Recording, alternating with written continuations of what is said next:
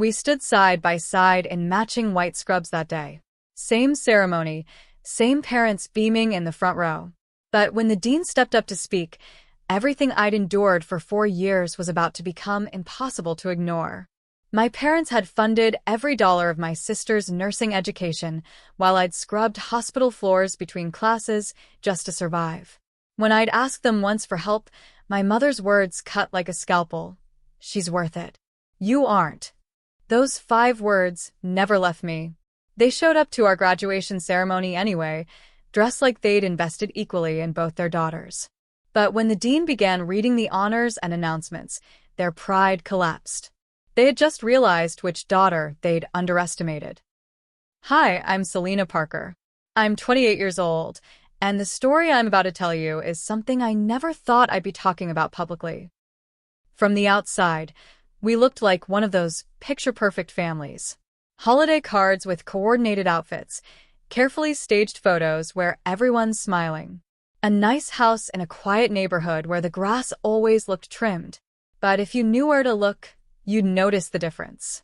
The way my mother's hand always rested on Tara's arm in pictures, never on mine. The way my father's voice softened when she entered a room. We were twins, born minutes apart. Minutes. But somehow those minutes became the justification for treating us like we existed in different worlds. The divide started so early, I can barely remember a time before it. I must have been 6, maybe 7, when I first heard my mother say it out loud. We were getting ready for a family portrait, and Mom was fussing over Tara's hair, curling each strand with careful precision. When she finished, she stepped back and smiled with genuine pride. "Tara is our beautiful one," she announced to my grandmother, who was visiting that week. Then her eyes landed on me, and the warmth dimmed. "You're practical." The word hung in the air like a judgment I'd spend years trying to understand.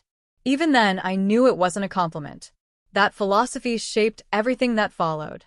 When Tara wanted ballet lessons at 8 years old, my parents enrolled her immediately, buying pink slippers and a proper leotard. When I asked to join, Mom said the classes were expensive and handed me Tara's outgrown clothes instead. At school plays, Tara got the lead roles, and Mom would sit in the front row recording every moment, bragging to other parents about her daughter's natural stage presence. I got cast as a tree once, and Mom told me I should be happy just to participate, that watching from backstage built character. The physical injuries told the same story. Tara's scraped knee from falling on the playground earned an immediate trip to the emergency room, complete with special bandages and a milkshake on the way home. My sprained ankle from gym class earned an ice pack and instructions to stop making such a fuss. By the time I was 12, I understood the unspoken rule that governed our house.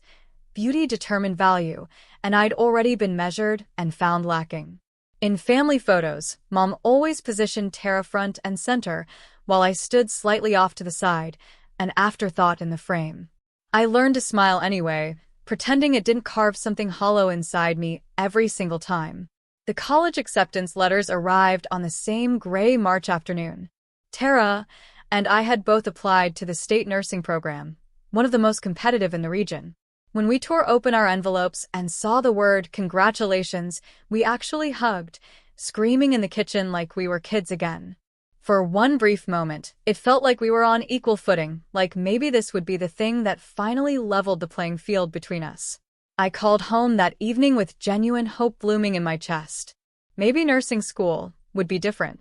Maybe they'd see this as an opportunity to invest in both of us equally. I rehearsed what I'd say, keeping my voice light and grateful.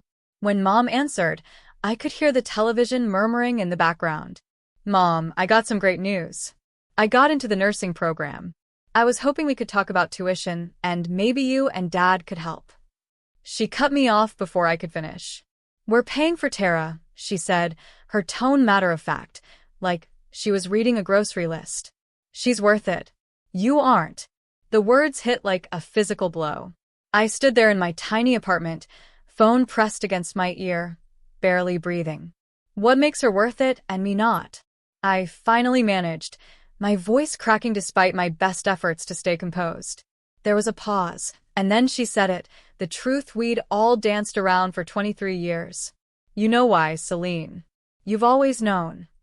In the background, I heard my father's voice, not objecting, not disagreeing, just silent acceptance of what had been decided. I hung up without saying goodbye, my hands shaking as I set the phone down. Something shifted in that moment. Something that had been bending for years finally snapped clean. Fine. If they believed I wasn't worth their investment, I'd prove exactly what worth really meant. And they'd see it whether they wanted to or not. Nursing school split our lives into two completely different realities. Tara moved into a bright dorm room on campus, fully furnished with everything paid for. New scrubs arrived with her initials monogrammed on the pocket. Every week, $200 appeared in her account, money for textbooks and meals, and whatever else she wanted. She joined a nursing student sorority, posting Instagram photos of brunches and study sessions that looked more like parties, always surrounded by smiling friends in matching shirts. I moved into a cramped studio off campus where the heat barely worked and the walls were thin enough to hear every argument from the neighbors. I picked up night shifts as a CNA at the hospital, the kind of work nobody wants. Emptying bedpans, wiping down patients who couldn't move on their own, cleaning up messes that made my stomach turn. I'd finish my shift at 7 in the morning, grab a few hours of sleep, then drag myself to classes smelling faintly of disinfectant no matter how many times I showered. My textbooks came from the U section, held together with packing tape, pages already highlighted by someone else's hands. Most nights, I studied in the hospital break room at 3 in the morning, surrounded by the hum of vending machines and fluorescent lights that made my eyes ache. I survived on ramen and whatever leftover crackers I could pocket from patient trays. Classmates started to notice. They'd see me nodding off during lectures, see the exhaustion I couldn't quite hide behind caffeine and concealer. Tara noticed too.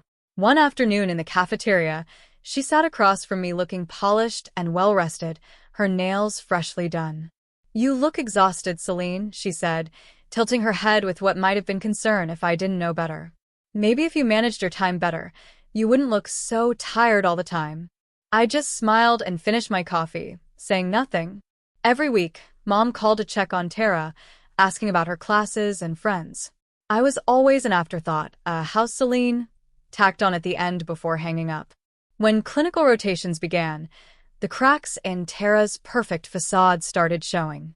She missed her first shift, texting the instructor that she had a migraine. Then another shift the following week, claiming stomach flu. By the third absence, even the most lenient professors were raising eyebrows. Meanwhile, I was taking every shift I could get, arriving early and staying late, desperate to learn everything I could about actual patient care.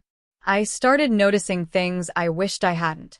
Tara's patient care plans looked suspiciously similar to samples from our textbook, just with names changed. The vital signs she recorded didn't match the reality of patients I'd seen her assigned to. One afternoon, I watched her charm her way out of questions from an instructor, laughing and deflecting with practiced ease, batting her eyes like she'd done our whole lives. It worked. He smiled and moved on. Then I found a clinical report she'd submitted about a patient I knew for certain hadn't been assigned to her. She'd fabricated the entire encounter, documenting assessments and interventions that never happened. My stomach turned as I read it. This wasn't just cutting corners or being lazy. This was dangerous. These records would follow her into real nursing positions where real patients' lives would depend on her competence and honesty. Professor Martinez pulled me aside after a shift one evening, his expression serious. "You're doing exceptional work, Selene. Truly outstanding." He hesitated, choosing his words carefully. "Your sister, though, she's concerning. I wanted you to know we're watching the situation." I nodded, throat tight, carrying the weight of what I knew but couldn't bring myself to say out loud. That night, Mom called, her voice bright with pride. "Tara made Dean's List. We're so proud. Your father's taking her out to celebrate this weekend." I knew exactly how she'd made that list. Charmed professors and grade inflation. I congratulated her through gritted teeth and hung up, staring at my taped-together textbooks, wondering how much longer I could stay silent. The pediatric ICU rotation changed everything. I was assigned to a 6-year-old boy recovering from heart surgery, monitoring his vitals and medications with the kind of careful attention that had become second nature to me. When I checked his chart that morning, something felt wrong. The medication order didn't match the dosage protocol I'd memorized. Wrong amount, wrong administration route.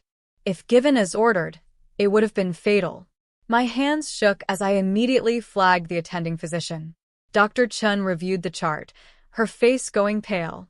"Good catch," she said quietly, then louder to the nurse's station. "We need to review how this order was entered." Within minutes, she was documenting the near miss, praising my intervention.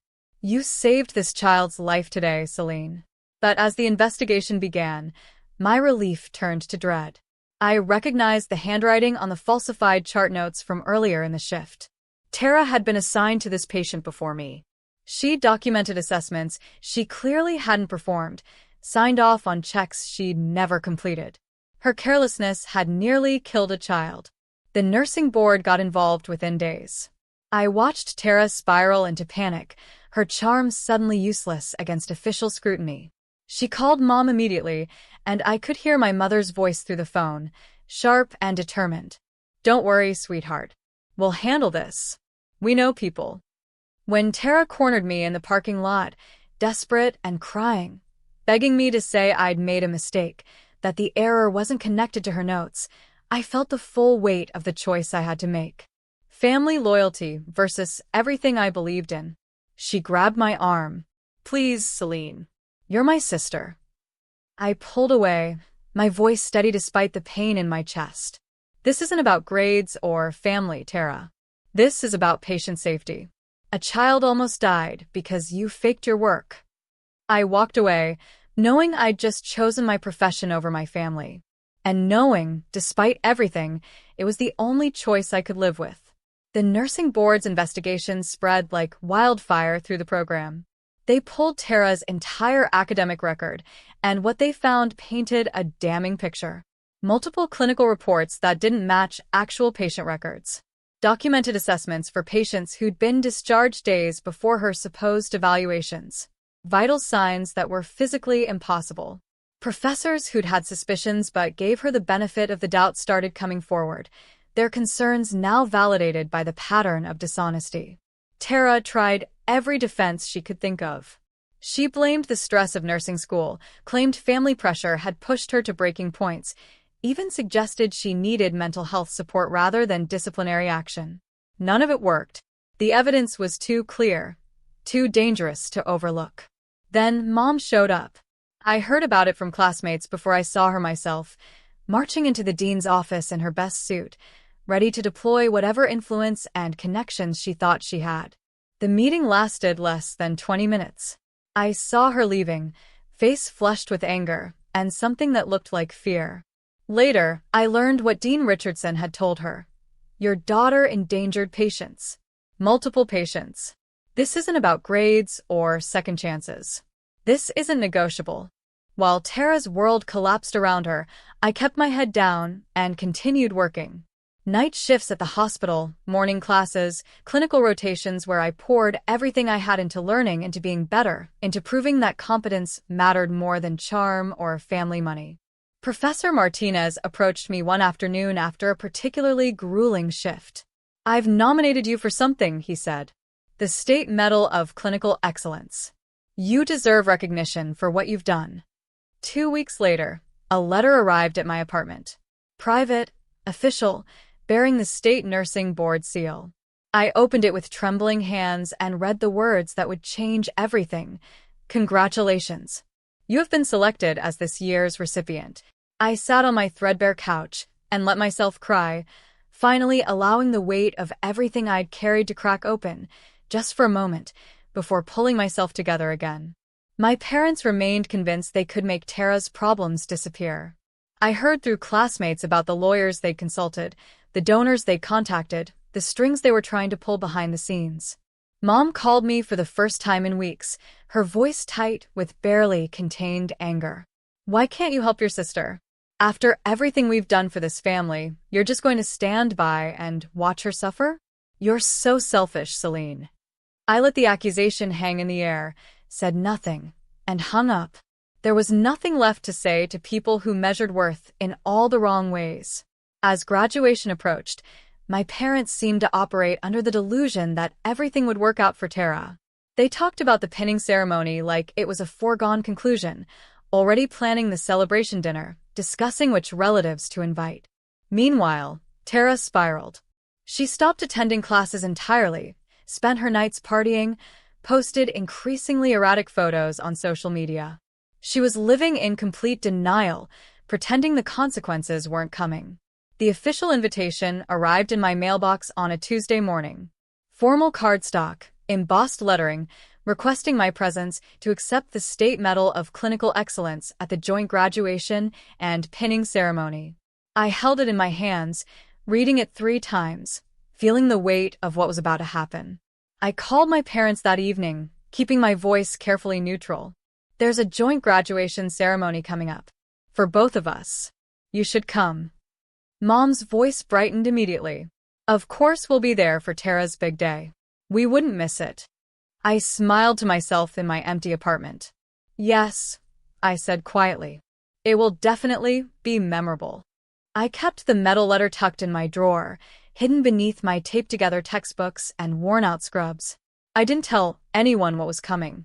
Sometimes the most powerful thing you can do is let people walk into the truth completely unprepared, carrying all their assumptions with them, ready to watch those assumptions shatter in front of everyone they know.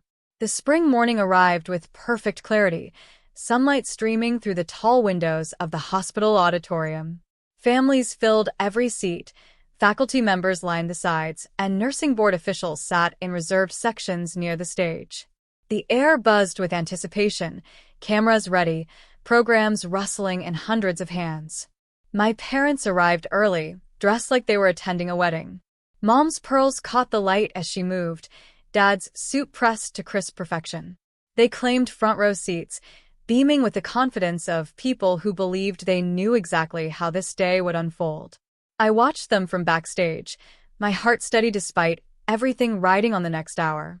Tara stood near me in her scrubs, fidgeting with her hair, nervous energy radiating off her in waves. She was still faking confidence, still pretending everything would work out. I stood in identical scrubs, calm and centered, knowing what she didn't. The ceremony began. Dean Richardson took the podium, welcoming everyone, explaining the significance of the pinning ceremony in nursing tradition. Then he started calling names alphabetically. Each graduate walked across the stage to receive their pin, the physical symbol that they'd earned the right to practice nursing. Families cheered, cameras flashed. The rhythm felt almost hypnotic. Then he reached the M's. Tara M. He paused, his expression shifting to something more serious. The room's energy changed immediately, people sensing something was wrong. Due to multiple confirmed violations of academic integrity and patient safety protocols, Tara will not be receiving her nursing pin today. The nursing board has revoked her candidacy. The hall erupted. Gasps echoed through the space, whispers spreading like wildfire, heads turning to locate Tara in the crowd. I watched my parents' faces drain of all color, Mom's hand shooting out to grip Dad's arm as if she might collapse. Tara stood frozen on the side of the stage, completely mortified, before fleeing toward the exit, her footsteps echoing in the sudden chaos. An immediate, heavy silence fell. Dean Richardson cleared his throat. And now, a special recognition. His voice softened with genuine warmth. The State Medal of Clinical Excellence is awarded to one nursing graduate statewide each year for exemplary patient care, clinical excellence, and unwavering professional integrity. He paused, letting the significance sink in. This year's recipient is Selene.